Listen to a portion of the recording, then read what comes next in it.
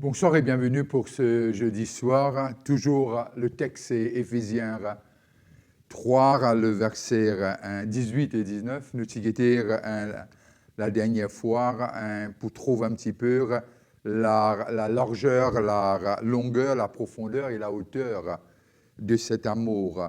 Et aussi dans le verset 19, il dit connaître l'amour de Christ qui surpasse toute l'intelligence, connaître quelque chose qui surpasse toute connaissance. Ça, on lit même, il y a un paradoxe.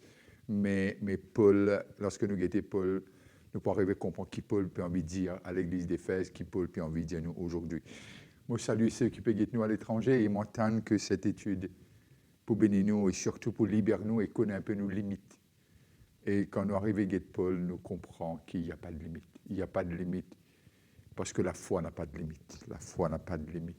Et nous avons guetté un jeudi dernier la largeur et la longueur, mais aujourd'hui, nous avons envie un peu la profondeur et aussi la hauteur. Et si les temps permettent nous pouvons aussi un petit peu connaître, qui veut dire connaître et comprendre et connaître, qui veut dire l'amour de Christ.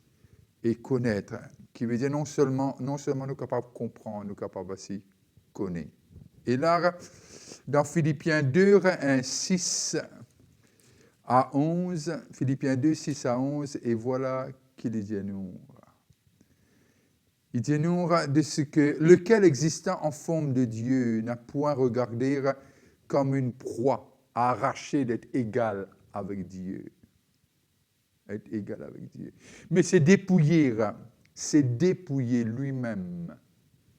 C'est dépouiller lui-même en prenant une forme de serviteur, en devenant semblable aux hommes, toi et moi, et ayant paru comme un simple homme. Il s'est humilié lui-même, se rendant, obéissant jusqu'à la mort, même jusqu'à la mort de la croix. C'est pourquoi aussi Dieu l'a souverainement élevé. Dieu l'a souverainement élevé et lui a donné le nom qui est au-dessus de tout nom. Afin qu'au nom de Jésus, tout genou fléchisse dans les cieux, sur la terre et sous la terre, et que toute langue confesse que Jésus-Christ est Seigneur à la gloire de Dieu le Père. Et là, il en est arrivé à comprendre de ce que pour nous capables aujourd'hui bénéficier, comment bénéficier peut-être, arriver à comprendre, aussi bénéficier parce qu'il y a besoin qu'il y ait quelqu'un descende et prend nos places de la croix. Mais là, Paul peut montrer nous de ce que qui Jésus nous fait, qu'il nous quitté lorsqu'il descend de la terre et afin qu'il nous capable et n'a accès et arriver à comprendre cette largeur, cette odeur, aujourd'hui la profondeur de ce que l'amour de Christ. L'amour de Christ. Romains, laissez-nous regarder un petit peu toujours Romains, toujours écrit par Paul, Romains 3, 10. Romains 3, 10 à 19. 10 à 19. Selon qu'il est écrit qu'il n'y a point de juste. Il n'y a point de juste. Pas même un seul. Nul n'est intelligent, nul ne cherche Dieu. Tous sont égarés, tous sont pervertir. Il n'en est aucun qui fasse le bien. Il n'y en a aucun qui fasse le bien. Même pas un seul. Leur gosier est un sépulcre ouvert. Ils se servent de leur langue pour tromper. Ils ont sous leurs lèvres un venin d'aspic. Leur bouche est pleine de malédiction et d'amertume. Ils ont les pieds légers pour répandre le sang. La destruction et le malheur sont sur leur route. Ils ne connaissent pas le chemin de la paix. La crainte de Dieu n'est pas devant leurs yeux. Or, nous savons que tout ce qui dit la loi, elle le dit à ceux qui ont qui sont sous la loi, afin que toute bouche soit fermée et que tout le monde soit reconnu coupable devant Dieu. Romains 5, 8 et 11, démontrez-nous de ce que nous pas de mérite cela, nous tout y perdu, nous tout nous y. Et ce n'est pas nous qui ne cherchons Dieu, mais c'est Dieu qui nous cherche nous. Romains 5, 8 à 11, et voilà qu'il dit nous. Romains 5, 8 à 11. Mais Dieu prouve son amour envers nous. Dieu prouve son amour envers nous en ce que lorsque nous étions encore des pécheurs, Christ est mort pour nous. Avant même notre naissance, il est mort pour nous. À plus forte raison donc, maintenant que nous sommes justifiés par son sang, par le sacrifice de la croix, serons-nous sauvés par l'huile de la colère. Car si lorsque nous étions ennemis, nous avons été réconciliés avec Dieu par la mort de son Fils, à plus forte raison, j'aime ce verset-là, car si lorsque nous étions ennemis, nous avons été réconciliés avec Dieu par la mort de son Fils, à plus forte raison, étant réconciliés, serons-nous sauvés par sa vie. Et non seulement cela, mais encore nous nous glorifions en Dieu pour notre Seigneur Jésus-Christ, par qui maintenant nous avons obtenu la réconciliation. Or, quelle profondeur est cet amour! Quelle profondeur est cet amour! Et mes pensées, lorsque nous méditons sur cela, nous arrivons à réaliser ce que non seulement nous pas méritons rien, non seulement nous pas capables de faire rien, mais c'est lui qui nous fait tout. Il suffit de dire, oui Seigneur Jésus-Christ, j'ouvre mon cœur à la profondeur de cet amour. Oui Seigneur, me voici, viens et sois le maître de tout. Maintenant, les causes de la hauteur. Alors, il est mort pour nous pardonner. Lorsque nous étions encore ennemis de Dieu, il a donné sa vie pour nous, afin que la nouvelle naissance puisse prendre place. Et non seulement nous sauver du ténèbre, nous sauver de la malédiction, nous sauver de toute punition qui mérite le péché, mais afin qu'il change tout ce qui est noir. Il transfère nous dans la lumière et la lumière de son amour. Non seulement il transfère nous, mais maintenant nous avons une identité. Pécheurs avant, justifiés par la croix, maintenant nous avons une identité. Et notre identité, on l'entend constamment par cet esprit par lequel on a été scellé, qui nous dit qu'on peut dire Abba Père. Abba Père. Et cela nous montre de ce que cet esprit qui est en nous, à la nouvelle naissance, confirme cette identité qu'on est des enfants de Dieu, qu'on appartient non pas à ce monde maintenant, on appartient à lui. Non seulement enfant, mais héritier. Non seulement héritier, mais co-héritier avec Christ. Non seulement co-héritier, on est aussi ambassadeur. Non seulement ambassadeur, on reflète, on est la lumière du monde, on est les sels de la terre. Et non seulement de cela, notre citoyenneté n'est pas d'ici-bas. Notre citoyenneté est d'en haut. Là où il est sorti, il est venu. Et maintenant, nous pouvons comprendre cette hauteur de cet amour lorsque nous lisons encore Éphésiens, le chapitre 3, Éphésiens, le chapitre 3 et le verset 20-21. Éphésiens 3, 20-21, et voilà ce qu'il nous dit. Voilà ce qu'il nous dit. Mais notre cité à nous, à toi et à moi, notre cité à nous est dans les cieux. Que nous attendons aussi comme sauveur le Seigneur Jésus-Christ. Notre cité à nous est dans les cieux. Et dans les cieux. D'où nous attendons aussi comme sauveur le Seigneur Jésus, qui transformera le corps de notre humiliation en le rendant semblable au corps de sa gloire, par le pouvoir qu'il a de s'assujettir toutes choses. Toutes choses. Là, nous arrivons à comprendre, nous arrivons à réaliser, nous arrivons à au moins un petit peu voir la hauteur de cet amour. La hauteur de cet amour. Quel Dieu que nous servons.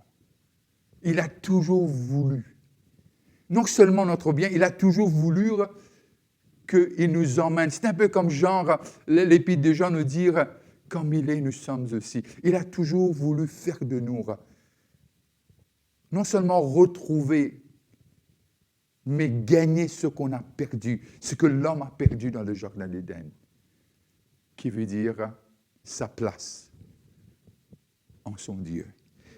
Lisons ensemble la parole de Jésus dans Jean, le chapitre 17. Jean, le chapitre 17 et le verset 24. Jean 17, 24. Il dit quelque chose qui est vraiment extraordinaire. Et après, on va regarder aussi dans l'épître de Jean, le chapitre 3, le verset 1 à 2. Mais regardons le chapitre 17 de Jean et le verset 24. Et là, c'est Jésus. C'est lui qui parle. C'est sa prière, c'est la prière sacerdotale. Et Jésus prie.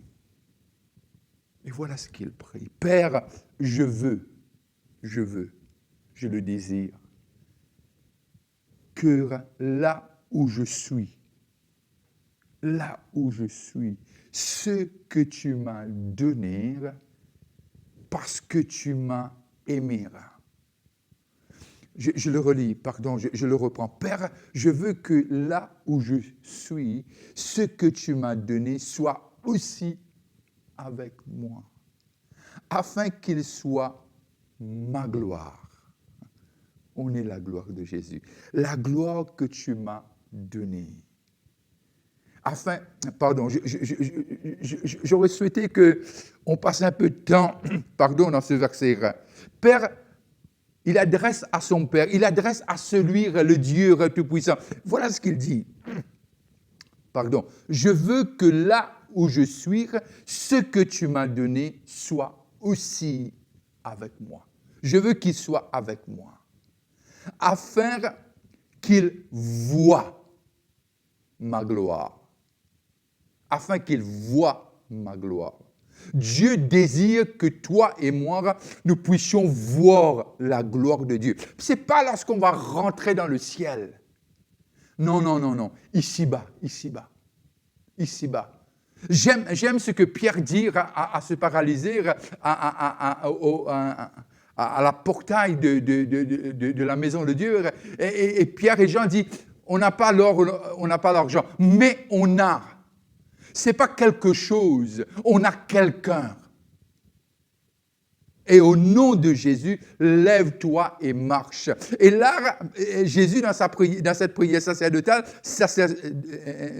il nous dit quelque chose, afin qu'il voie ma gloire, la gloire que tu m'as donnée, parce que tu m'as aimé avant la fondation du monde. La prière de Jésus, qu'on puisse être là. Qu'on puisse être là où il est. Et 1 Jean, le chapitre 3, le verset 1er et 2, et là on voit quelque chose que Jean nous dit. L'épître de Jean, le chapitre 1, 3, 1er Jean, le chapitre 3, le verset 1 à 2. Voyez quel amour. On voit toujours cette hauteur, la hauteur de l'amour de Dieu. Voyez quel amour le Père nous a témoigné. pour que nous soyons appelés enfants de Dieu. Et nous le sommes. Et nous le sommes. Nous le sommes. Si le monde ne nous reconnaît pas, c'est qu'il ne l'a pas connu. Bien-aimés, nous sommes maintenant enfants de Dieu. Et ce que nous serons n'a pas encore été manifesté. Mais nous savons que lorsque cela sera manifesté, nous serons semblables à lui. Parce que nous le verrons tel qu'il est. Quelle assurance!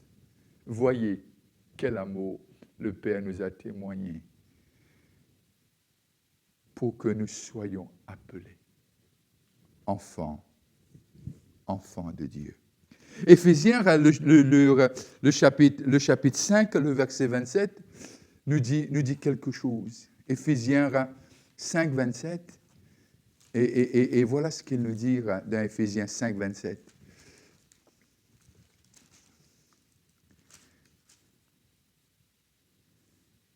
Afin de faire paraître devant lui cette Église glorieuse. Nous sommes l'Église de Dieu.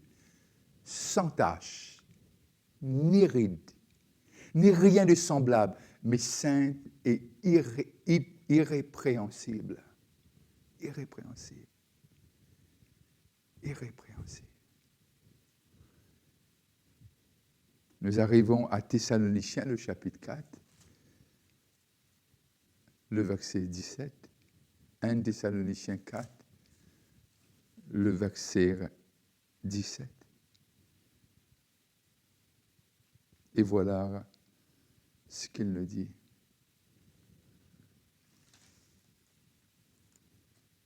Ensuite, nous les vivants, qui serons restés, nous serons tous ensemble enlevés, avec sur les nuées, à la rencontre du Seigneur dans les airs. Et ainsi, nous serons toujours avec le Seigneur. Consolez-vous donc les uns les autres par ces paroles.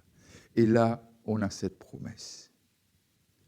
Et comme Paul nous dit, qui pourra nous séparer? Qui pourra nous séparer de cet amour? Qui pourra nous séparer de cette largeur, de la longueur, de la profondeur, de la hauteur? Qui pourra nous séparer? Et pourquoi Paul dit ça? Parce que il voit l'activité de Dieu. Il voit l'activité de Dieu dans sa vie à lui. Lui qui persécutait, lui qui condamnait, lui qui faisait du mal au corps de Christ, qui veut dire l'Église, comme toi et moi, et qui persécutait ceux qui acceptaient Jésus-Christ et qui criaient ce nom. Et lui, il a expériencé, il le faisait par ignorance. Maintenant, il voit, il dit, qui pourra me séparer? Et voilà dans Éphésiens, il veut à tout prix que cette église d'Éphèse puisse comprendre ce que lui il a expériencé. Ce n'est pas réservé à ce club privé, que à ceux qui ont le synodon ministériel. Et c'est pas ça. Il dit avec tous les saints. Avec tous les saints. Qui veut dire que cet accès, cette connaissance est là. Et cet accès, on l'a à travers Jésus-Christ par l'Esprit Saint, à pouvoir. Venez ceux qui ont soif et ceux qui ont faim. De la vérité, de ce que Dieu a dit concernant toi, pour toi, ton avenir et mon avenir, concernant son Église, concernant l'épouse. Et Dieu nous montre. Et Éphésiens, il veut à tout prix que ceux qui ont été nés de nouveau, ceux qui ont été sauvés, ceux qui ont été vraiment mis à part, eux, ils puissent, tout le monde, arriver à comprendre cette largeur, cette longueur, cette profondeur et la hauteur. Alors, nous voyons ensemble que l'amour de Christ, c'est ça qui va nous distinguer. Par l'amour de nos actes sont empreints, le monde saura qui nous sommes. Nous sommes ses enfants. Par l'amour de nos actes, tout ce qu'on va faire, tout ce qu'on va dire, nos motifs, mais ça commence déjà dans nos pensées. Que tout ce qui est bien soit l'objet de nos pensées. Encouragez-nous les uns les autres par ces paroles. Quelles paroles? Les paroles d'encouragement. Quelles sont ces paroles? Cette parole, c'est Jésus-Christ. Il est la parole. Et je pense, lorsqu'on arrive à renouveler nos pensées selon Romains 1:12, si je ne me trompe pas, et on arrive à tirer. Il y a quelque chose qui m'est arrivé au début de cette année.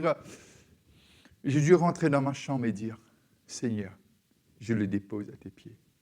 Je ne pourrai pas continuer cette année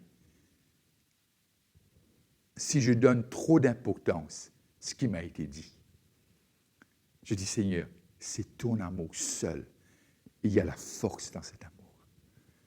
Parce que l'amour bannit la crainte, l'amour de Dieu. Et la semaine prochaine, on va voir de connaître et de comprendre. Mais je veux te dire que Dieu nous fasse grâce, afin qu'on puisse comprendre avec quel amour il nous a aimés. La largeur, la longueur, la profondeur, la hauteur. Et de comprendre. Lorsqu'on va arriver à cette connaissance, on va être libéré. L'amour de Dieu nous libère de toute crainte. Que Dieu te bénisse. Passez une bonne fin de soirée. On se voit dimanche, n'oubliez pas, à 11h moins le quart. Et d'ici là, que Dieu te garde et que la lumière de sa face brille sur toi. Et c'est à ses yeux, tu es très important. Le Seigneur te bénisse. Bye bye.